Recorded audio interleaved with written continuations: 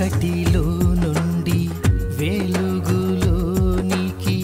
నడిపించే సత్య జీవ మార్గం, ఇది సత్య జీవ మార్గం, సత్య జీవ మార్గం, ఇది సత్య జీవ మార్గం. మార్గం సత్యం జీవం, మార్గం సత్యం జీవం.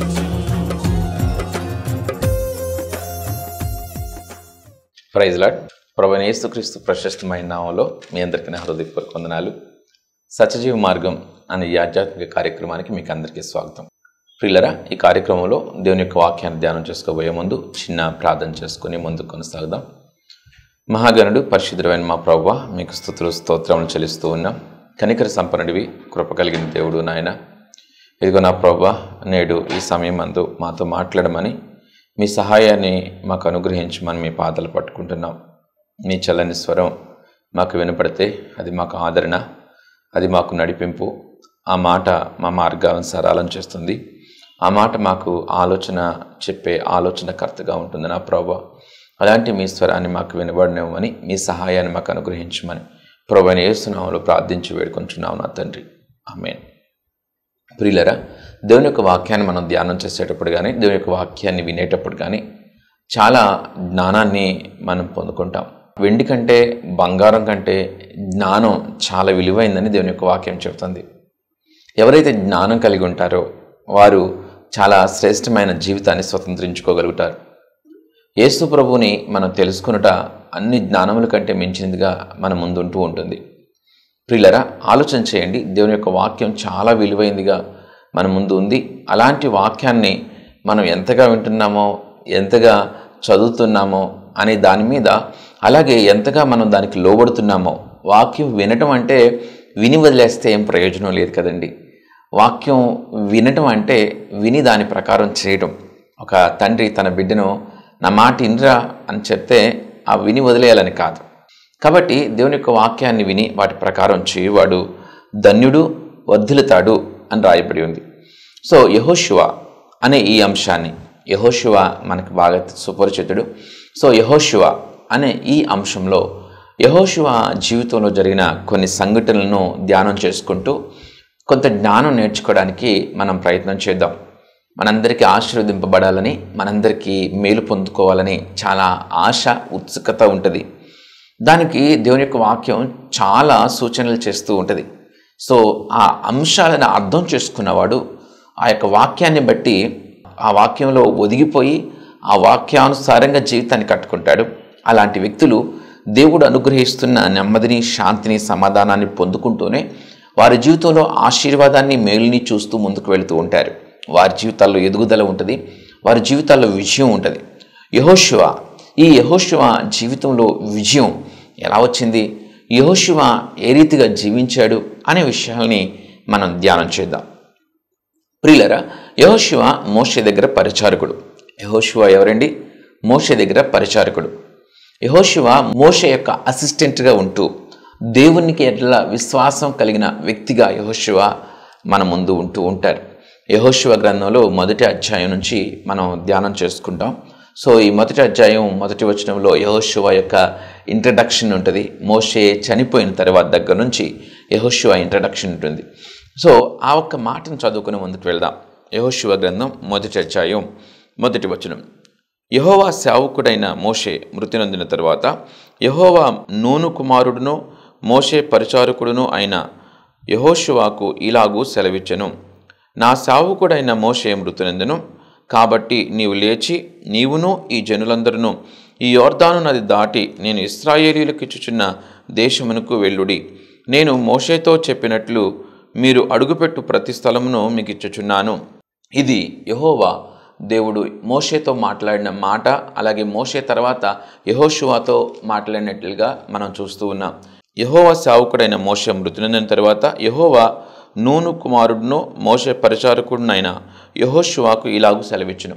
సో యెహోషువ గురించి మనం ధ్యానం చేస్తూ ఉంటే ప్రియులరా, ఒకప్పుడు పరిచారకుడైన ఈ యెహోషువ మరి మోషే మృతి పొందిన తర్వాత దేవుని స్వరాన్ని వింటూ, అంటే మోషే తర్వాత ఇశ్రాయేలీల్ని నడిపించడానికి సమర్థుడు అని దేవుని చేత ఎన్నుకోబడ్డ వ్యక్తిగా మనం ఈ వచనంలో చూస్తూ ఉన్నాం. సో మోషే తర్వాత ఈ ఇశ్రాయేలీల్ని నడిపించడానికి ఎన్నుకోబడ్డ వ్యక్తి అంటే సాధారణమైంది కాదు కదా.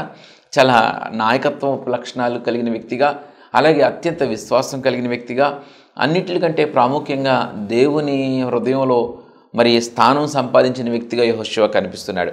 ఏంటి బ్యాక్గ్రౌండ్, ఏంటి యెహోషువ బ్యాక్గ్రౌండ్ అంటే, ఒకప్పుడు కనాను దేశాన్ని వేగు చూడడానికి ఈ పంపించిన 12 మందిలో యెహోషువ ఒకడు. వేగు చూడడానికి ఎవరిని పంపిస్తారండి? వేగు చూడడానికి పంపించేది మరి ఇక చనిపోయినా పర్వాలేదు అనుకునే వారిని, తిరిగి వస్తారో రారో తెలియదు, ఒకవేళ శత్రువుల చేతికి చిక్కిపోవచ్చు. అలాంటి 12 మంది వ్యక్తులని వేగు చూడడానికి పంపిస్తే ఆ 12 మందిలో 2 మాత్రం దేవుని మీద విశ్వాసంతో ఖచ్చితంగా దేవుడు ఆ దేశాన్ని మన చేతికి అప్పచెప్తాడు అని చెప్పారు.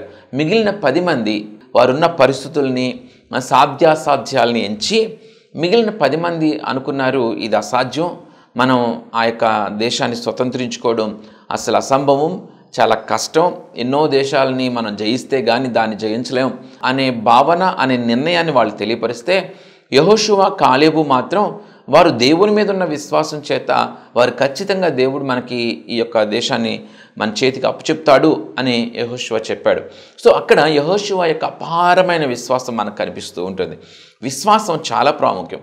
ఆ విశ్వాసం, అలాగే ఆ విశ్వాసానికి తగ్గ కమిట్మెంట్తో యెహోషువ వర్క్ చేయడం, అలాగే నాయకత్వపు లక్షణాలు, దేవుని ఆత్మ నడిపింపు యెహోషువలో ఉండడం ఇత్యాది లక్షణాలన్నీ యెహోషువని ఎంతగా హెచ్చించాయంటే, మోషే తర్వాత ఇశ్రాయేలీల్ని నడిపించే నాయకుడిగా యెహోషువని ఉన్నతంగా హెచ్చించినట్లుగా మనం చూస్తున్నాం.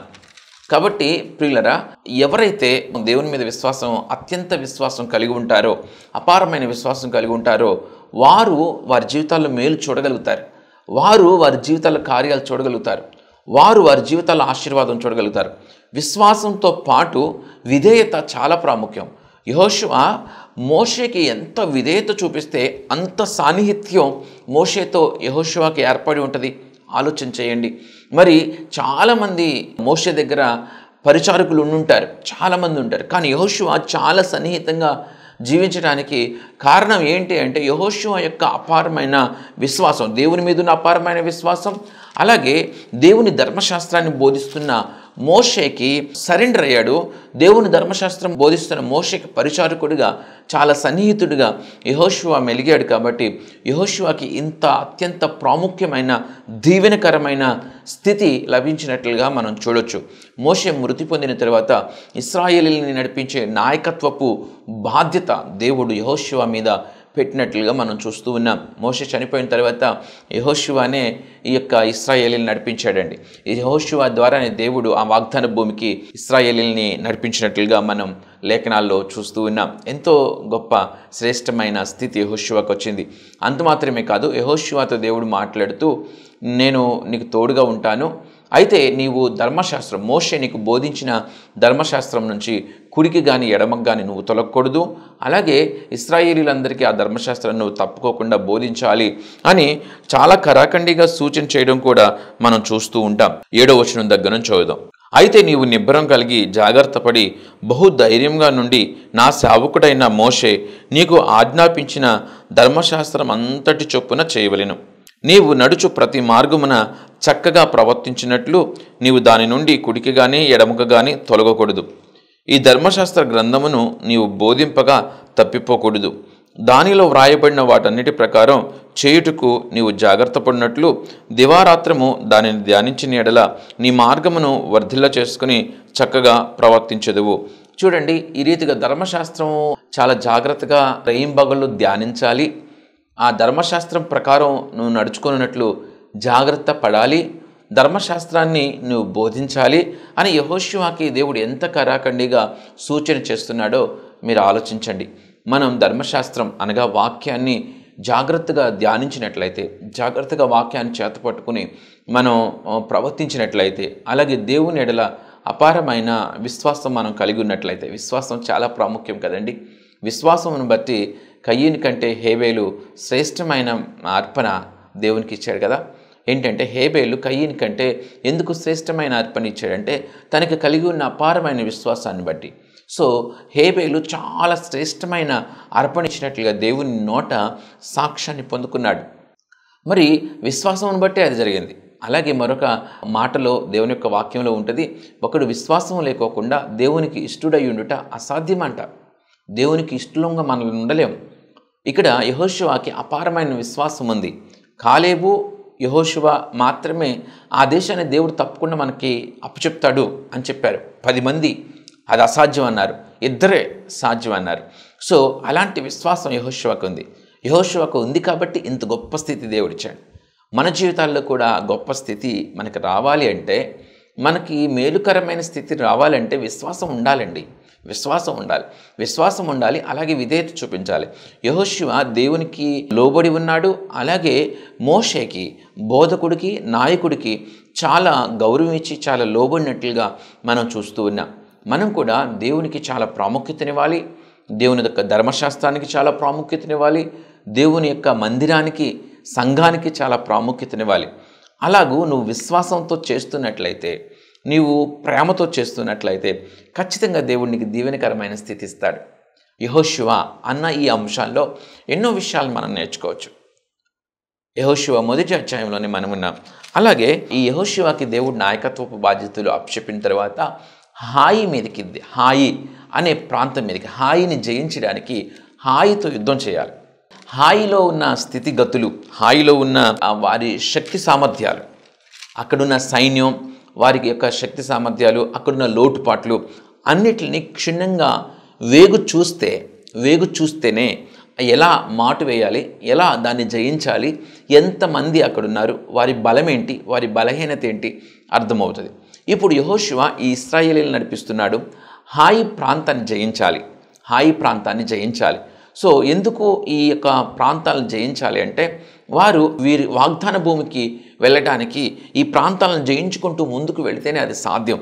కాబట్టి వాటి గుండా వారు వెళ్ళనివ్వరు. కాబట్టి ఆ ప్రాంతాలను జయించినప్పుడు అది సాధ్యమవుతుంది. కాబట్టి హాయిని జయిస్తేనే ఈ ఇశ్రాయేలీల జనాంగం అంతా కూడా మరి వాగ్దాన భూమికి వెళ్ళటానికి మార్గం అనేది సరళం అవుతుంది.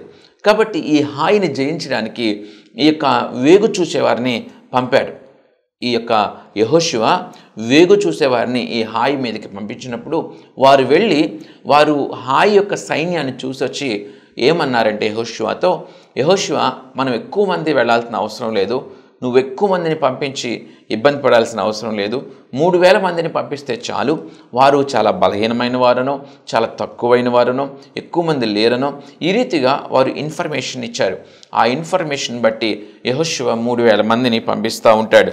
యెహోషువ గ్రంథం 7వ అధ్యాయం 2వ వచనం, యెహోషువ మీరు వెళ్ళి దేశమును వేగుచూడుడని చెప్పి బేతేలు తూర్పు దిక్కున బేతానేను దగ్గరనున్న హాయి అను పురమునకు యెరికో నుండి వేగుల వారిని పంపగా వారు వెళ్ళి హాయి పురమును వేగుచూచి యెహోషువ యొద్దకు తిరిగి వచ్చి జనులందరినీ వెళ్ళనీయకుము, 2-3 వేల మంది వెళ్ళి హాయిని పట్టుకొనవచ్చును, జనులందరూ ప్రయాసపడి అక్కడికి వెళ్ళనేలా హాయి వారు కొద్దిగానున్నారు కదా అనిరి.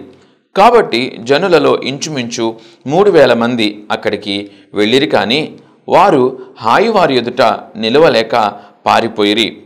అప్పుడు హాయి వారు వారిలో 36 మనుషులను హతము చేసిరి.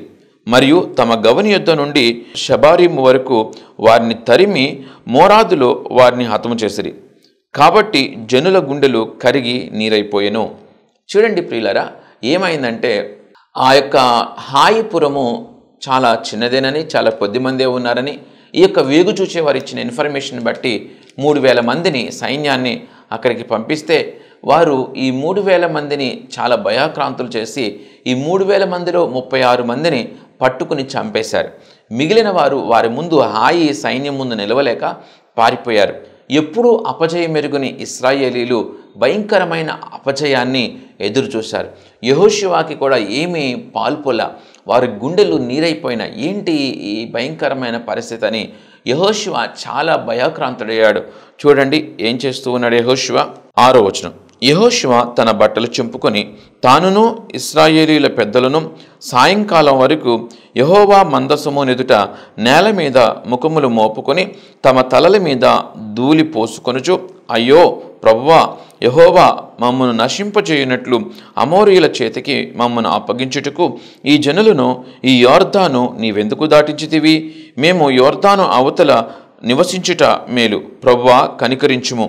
ఈ రీతిగా యెహోషువ మరి తన ముఖమును నేల మోపుకొని మందసమును ఎదుట తల మీద ధూళిపోసుకొని అల్లాడిపోతూ దేవునికి ప్రార్థన చేశాడు. కనికరించు ప్రభువా, కనికరించు, మాకేంటి పరిస్థితి, ఎందుకు ఈ అపజయము అని చాలా దేవుని దగ్గర గోజాడినట్లుగా మనం చూస్తూ ఉన్నాం. ఒక నాయకుడు దేవుని దగ్గర ప్రార్థిస్తూ ఉన్నాడు. సో ఈ నాయకుడు ప్రార్థించినప్పుడు దేవుడు యెహోషువతో మాట్లాడాడు. ఆ అపజయానికి కారణం ఏంటో యెహోషువకి దేవుడు బయలుపరిచాడు. 10 నుంచి చదువుదాం. యెహోవా యెహోషువతో ఇట్లనెను, లెమ్ము, నీవేళ ఇక్కడ ముఖము నేల మోపుకొందువు? ఇశ్రాయేలీయులు పాపం చేసి ఉన్నారు. నేను వారితో చేసిన నిబంధనను వారు మీరి ఉన్నారు. శపితమైన దాన్ని కొంత తీసుకుని దొంగిలి బొంకి తమ సామానులలో దానిని ఉంచుకుని ఉన్నారు. కాబట్టి ఇశ్రాయేలీయులు శాపగ్రస్తులై తమ శత్రువుల ఎదుట నిలవలేక తమ శత్రువుల ఎదుట వెనుకకు తిరిగిరి. శాపగ్రస్తులైన వారు మీ మధ్య ఉండకుండా మీరు వారిని నిర్మూలము చేస్తేనే తప్ప నేను మీకు తోడై ఉండను.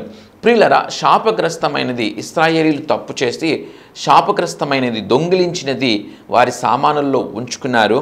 కాబట్టి ఈ యొక్క అపజయం అని దేవుడు యెహోషువకి బయలుపరిచాడు. ఈ శపితమైనవి మన జీవితాల్లో ఉంటే, మీ జీవితాల్లో శపితమైనవి ఉంటే, శపితమైన వస్తువులు కానీ, శపితమైన బుద్ధి కానీ, శపితమైన అలవాట్లు కానీ ఎవరి జీవితాల్లో అయితే ఉంటాయో వారి జీవితాల్లో అపజయం అనేది ఉంటుంది అని చాలా చక్కగా క్లియర్గా ఈ యొక్క లేఖనాలు మనకి తేటపరుస్తున్నాయి. ఎవరి జీవితాల్లో అయితే శపితమైన వస్తువులు, శపితమైన అలవాట్లు, శపితమైన బుద్ధి ఉంటుందో వారి జీవితాల్లో అపజయం అనేది ఏలుబడి చేస్తూ ఉంటుంది. సో ఈ శపితమైంది ఇశ్రాయేలీయుల్లో ఉంది అని దేవుడు యెహోషువకి చెప్పాడు. 13వ వచనంలో, ఇశ్రాయేలీయులారా, మీ మధ్య శాపగ్రస్తమైనది ఒకటి కలదు. మీరు దానిని మీ మధ్య నుండకుండా నిర్మూలము చేయ వరకు మీ శత్రువుల ఎదుట మీరు నిలవలేరు.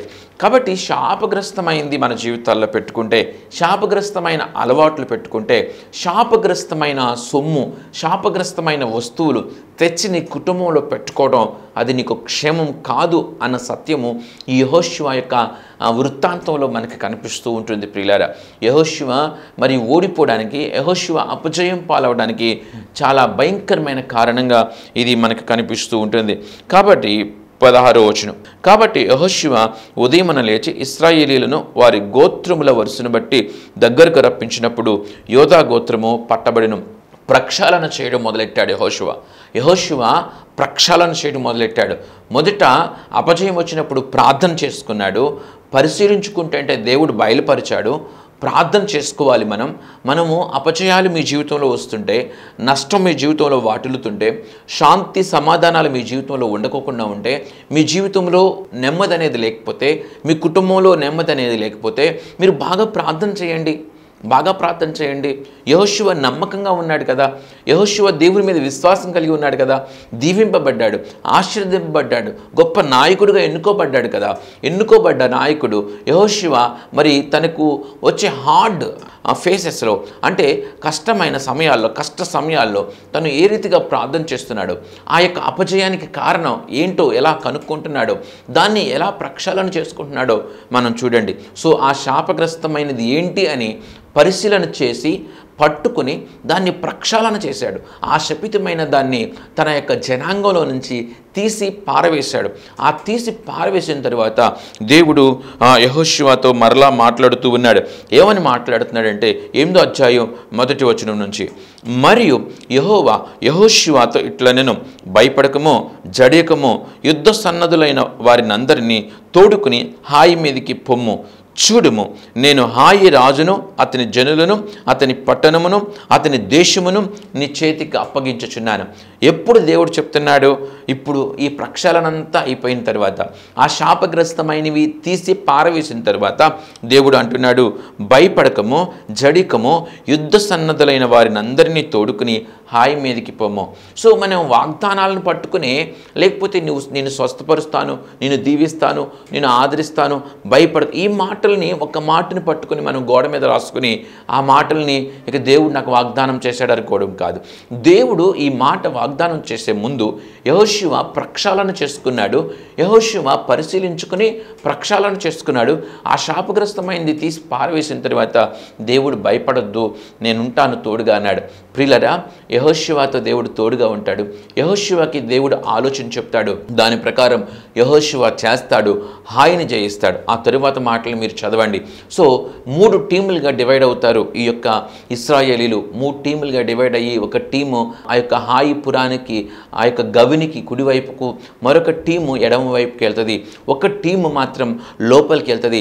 ఒక టీం లోపలికి ప్రవేశించినప్పుడు ఈ యొక్క హాయి సైన్యం చాలా ఉగ్రులైపోయి, చాలా కోపంతో నింపబడిపోయి, చాలా కోపిష్ఠులైపోయి, సో ఈ యొక్క ఇశ్రాయేలీలు ఏమాత్రం కూడా బ్రతకనివ్వకూడదని, ఎలాగైనా వీళ్ళని జయించేసేయగలమన్న ఒక ఆలోచనతో, భయంకరమైన కోపంతో, ఒక్కడిని కూడా మిగల్చకూడదనే కోపంతో ఈ హాయి సైన్యం ఇశ్రాయేలీల మీదకి వచ్చినప్పుడు ఈ ఇశ్రాయేలీలు అక్కడ వారి ఎదుట నిలవలేనట్లుగా పారిపోతారు. ఏ టీం అయితే లోపలికి వెళ్ళిందో ఆ టీం మరి పారిపోతున్నప్పుడు వారు చాలా కోపంతో ఒక్కడిని కూడా వదలకూడదు, పట్టుకోవాలి గట్టిగా, ఒక్కడిని కూడా వదలకుండా చంపేయాలనే ఉద్దేశంతో ఇశ్రాయేలీల వెనకాల ఆ సైన్యం అంతా కూడా, కాపలాదారులు కూడా ఎవరు కూడా హాయి పురాన్ని కాపలా కాయకోకుండా ఈ యొక్క ఇశ్రాయేలు వెనకాల పడతం మొదలెడతారు.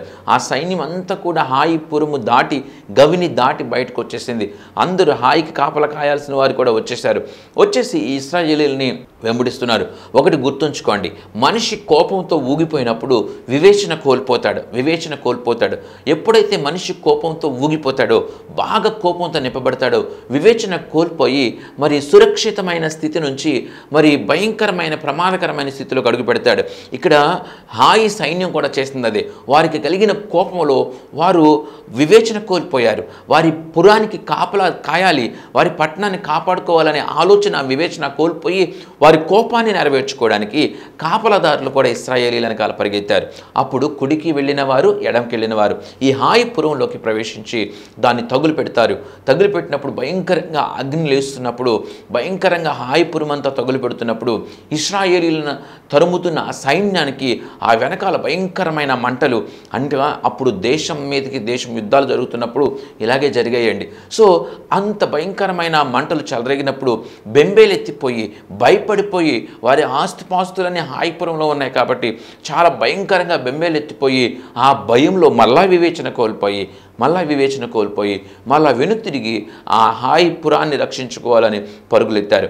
ఏ టీం అయితే, ఒక టీము ఇశ్రాయేలీలు పారిపోయారు కదా, ఆ పారిపోయిన టీం మళ్ళా తిరిగి ఈ వెనుతిరిగిన ఈ హాయి సైన్యాన్ని ఒక్కొక్కరిని పట్టుకుని చంపి ఆ యొక్క హాయి పురాన్ని జయించి స్వాధీనపరుచుకుంటుంది. ఈ రీతిగా భయపడినప్పుడు, ఒక వ్యక్తి భయపడినప్పుడు వివేచన కోల్పోతాడు, ఒక వ్యక్తికి కోపం వచ్చినప్పుడు వివేచన కోల్పోతాడు. భయపడినప్పుడు వివేచన కోల్పోయి సురక్షితమైన స్థితి నుంచి ప్రమాదకరమైన స్థితిలో అడుగుపెట్టేస్తాడు. అలాగే కోపం వచ్చినప్పుడు కూడా ఒక వ్యక్తి వివేచన కోల్పోయి సురక్షితమైన స్థితి నుంచి ప్రమాదకరమైన స్థితిలో అడుగుపెట్టేస్తాడు. కాబట్టి ఈ విషయాలన్నింటినీ జాగ్రత్తగా మనం చదివి జాగ్రత్తగా అర్థం చేసుకుంటున్నట్లయితే మనం చాలా విషయాలు నేర్చుకోవచ్చు, చాలా అపారమైన జ్ఞానాన్ని మనం పొందుకోవచ్చు. దేవుడు ఆ అపారమైన జ్ఞానాన్ని మనకిచ్చి మన ఆత్మను బలపరిచి మన ఆత్మను స్థిరపరచడం కోసమే ఈ లేఖనాలను మన ముందు ఉంచాడు.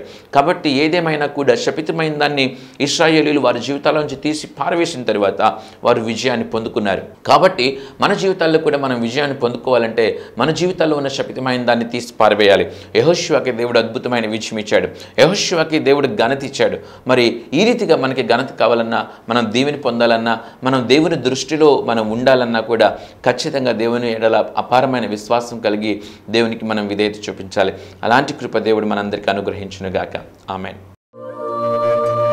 మహాగణుడు పరిశుద్ధుడైన మా ప్రభువా, మీకు స్తుతులు స్తోత్రములు చెల్లిస్తూ ఉన్నా. మీరు మాట్లాడిన ప్రతి మాటను బట్టి వందనాలు అయ్యా. మీ మాటలు నాయన చాలా విలువైనవి. అలాంటి మీ మాటలను మేము గట్టిగా పట్టుకుని మా జీవితాల్లో వాటిని అనుసరించి నడుచుకోవడానికి మాకు సహాయం దయచేయండి నాయన. ఇదిగో నా ప్రభా, యెహోషువ అనే ఒక అంశం ద్వారా యెహోషువ జీవితంలో జరిగిన కొన్ని విషయాల్ని ధ్యానం చేయడానికి ఇప్పుడు మీరు ఇచ్చిన ఈ యొక్క అవకాశాన్ని బట్టి వందనాలు చెల్లిస్తూ ఉన్నా.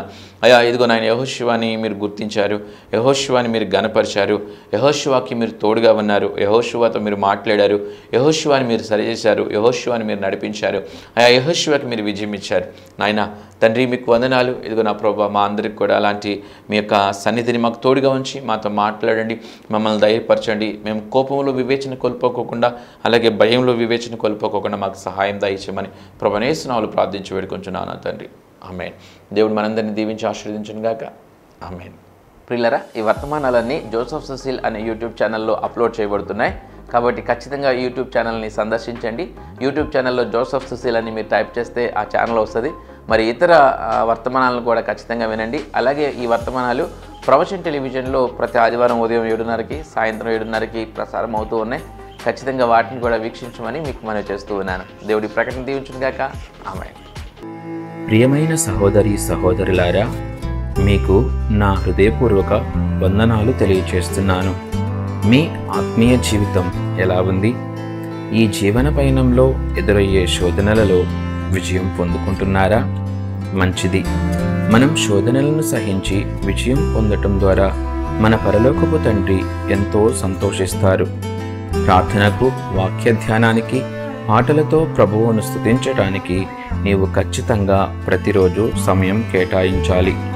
అప్పుడే నీవు లోకంలో ఉంటూనే నిష్కలంకంగా జీవించగలవు. చెట్టు మంచిదైతే విత్తు మంచిదవుతుంది. యథా రాజా తథా ప్రజ. మంచి కాపరిని కలిగిన మందలు ధన్యమైనవి.